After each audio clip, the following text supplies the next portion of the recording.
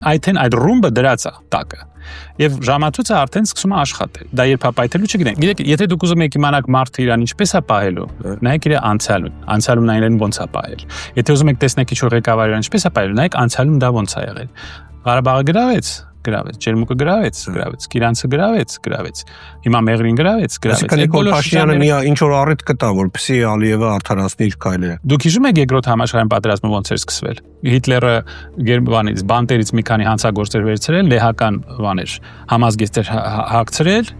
ասել էր վազեք դեպի այս ռադիոկայանը, նկարել էր, ասել էր նրանք մեր վրա հարձակվել են։ Թուրքիան, որ մտավ Սիրիա, ինչ էր դրա բանը, առիթը, ասել էր որ հակատերորիստական կազմակերպություն է։ Ամբողջ Սիրիան գրավել է։ Կիպրոս, որ մտան, ինչ էր, դրա առիթը ինչ էր։